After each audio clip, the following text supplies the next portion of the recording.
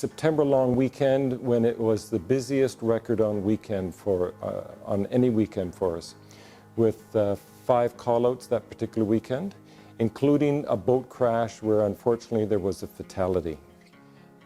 For some reason, one came over, collided with the other one.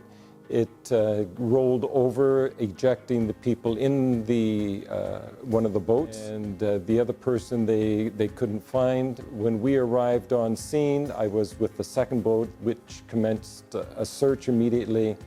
We searched until 2 o'clock in the morning and couldn't find the second victim.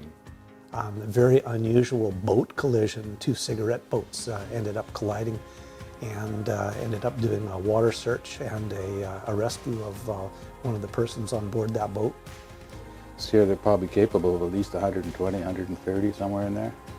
The first crew that was dispatched, I was on the second crew. They realized once they got down to their boat and were getting organized and whatnot that it was probably going to end up being a search. And that's when the second call went out, and I was on that one. But it was dark, very dark that night. Well, that night we got a call about 10 after 8 that there had been a boating accident and that there were people in the water. We convened at the station, went out with both boats that evening, and a number of paramedics from BC Ambulance went out to the site and were met at one of the boats by one of the survivors that was in one of the boats.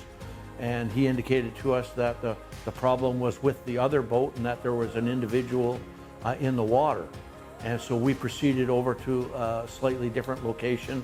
We're met there by the RCMP. Then we proceeded back to the scene of the accident, and we had punched in the latitude and longitude of the last known position of the 2 boats. And we started what was called an expanding square search with our boat. And the second rescue boat, Rescue 1 from the station, was doing what we call a shoreline search and then a parallel line search, starting at one shore and crossing the lake back and forth. Raymarine has done such a great job bringing the new applications to life and the ease of which to use it. You know, the search functions are probably going to be one of the best assets for search and rescue. Whether it's an expanding search pattern or a creeping search, a parallel shore search, used to take us 10 to 15 minutes to set up and do it properly. With now the new Raymarine system, we can do that in literally 2 minutes, which in a lot of times will make the difference of life or death. In this example of a search, we'll just say, for instance, we get a call out on the water where a person was swimming out there, the wind came up, and just say the wind's going in a north position up here, and we've got people on shore looking, the rescue boat's being called out, and we're going to want, in this case, we're going to want to set up a parallel search. So in our example, we'll do a parallel search. So I'll call this as our last known position where the person was seen. And we're thinking we want to basically set an area of a search area in this region. When we come on station, is number 1 where they are, how far of an area we want to cover, and we're going to say our search pattern, our parallel search pattern is going to go like this. And so we want to know what our major axes is here. And we'll say we want to go out 2 miles one way, 2 miles the other way. So that'll be 4 miles is our major axes. And we're going to need to know how far out we want to go this way. And we'll say we want to go 3 miles out. So that's information we'll need to know for the Raymarine. And also a few other things. What kind of spacing do we want during our turns? In this case, we'll say 1,000 feet. Another thing we'll want to do is get to our commence start point, or CSP, commence start point, and we'll call it right there. So what we would do in this case, we get called out once we talk to people on the shore and we determine what our search is going to be. We're now going to go basically down the shore to what we call our CSP, our commence search point. Then we're going to set in to the Raymarine, what you'll see in a moment. When we're at this point, so this is going to be 2 miles from where we last saw them to where we're going to start the search. And so we're going to actually go another 2 miles past. So that's going to give us a 4-mile search pattern. We're going to turn every 1,000 feet and come back. And we're going to go as far as 3 miles. And we're going to call that our search pattern. So we'll get the boat there. And it's going to take us a minute or two to set up this search pattern and start. This is one of the beauty things about the Raymarine system. We're also going to need to know what direction we're going to start with. So if we say in this case north is up here, then we're going to say our direction is 90 degrees magnetic. So that's going to be our direction. So we're going to need those things. We're going to need our major axes, how far we're going to travel. Then we're going to need to know how far up the search we're going to go, and we're going to go up 3 miles. And we want to know how much distance between the spacing we have, so we turn around and come back. So let's set up the first parallel search. So once we're at the point we want to start the search, we'll just select the menu bar, select new, and then search pattern. This is where we have the option to choose one of the following built-in search patterns. We said we're going to start a parallel search. So it's pre-programmed for 6 knots. 950 feet is about 1,000 feet. That's good. So our first initial direction we said is going to be at 090. 0 degrees magnetic. So we have the option of what direction we want to choose, port or starboard. In this case, we want to choose port, as we wanted to start on the port side. So we're going to choose port. And then we decide we wanted to go 4 miles for our major axes. So we're going to bring this down to 4 miles. And then we want to go 3 miles out from the beach, as that's going to end our search.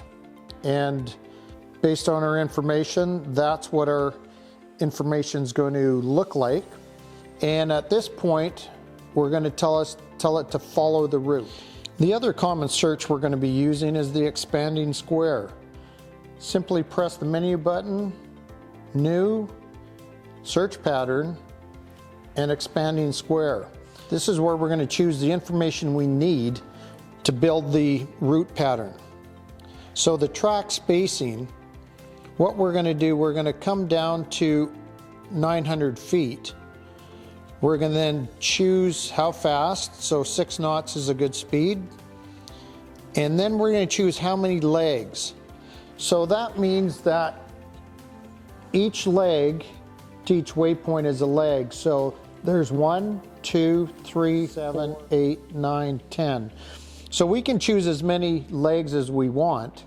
So in this case, let's go to 10 and tell it to create the route. And at this point, we're going to tell it to follow the route. At this point, we've told the system where the first initial waypoint is. We're now navigating towards it, and we're given a direction, a bearing of 328 degrees magnetic. And our first leg, when we get to that initial point, our first leg, we're going to tell the helmsman to go to 7 degrees on his compass, and it's going to tell us how long before we get to the next waypoint. And so here's the time to the next waypoint. In this case, we're 3 minutes before we get there. And it's also always going to give us the next waypoint in the line, so we'll be able to give the helmsman a heads up what direction we want to go. And in our case, we're always going to go 90-degree increments, but we can always tell the helmsman exactly what course he's looking for on his compass. So it literally takes less than 30 seconds to set up an expanding square once we get close to the search area. Double check that we have the track started. So when we select our boat on the screen, just ensure it says stop track, because that means the track has already started, and it normally does that whenever we go and follow a search pattern. So as you can see, we have 10 legs entered here. So there's the first leg, second, third, 8th, 9th, and 10th leg of the search pattern. At any time, if we wish to stop the search, we can hit stop route, go to routes, searches. So anytime we do one of the search and rescue routes, it's automatically going to start up a route for us and name it automatically. So now that we're in the edit screen here, we'll always want to save and name the SAR route by choosing rename route, and we'll put in the date, put our finger where the cursor is, say is today's date, and the year, and just hit save route. So that way we'll always be able to save that route in case we have to go back to it for whatever reason. You can actually set this up in minutes and be searching for someone potentially in the water or around boats next to shore. So it's a really, really important function. We want to be clear on where we're going, and we're going there safely. We don't want to put any of ourselves or our crew in danger. And the challenge is when we're doing these search patterns and we're trying to find, if in example what we've seen before with someone going in the water at dusk or nighttime, speed is critical to get there. We want to get there safe, then we want to start a search very effectively and very quickly. We might only have one of these a year. Our mission is to save lives on the water.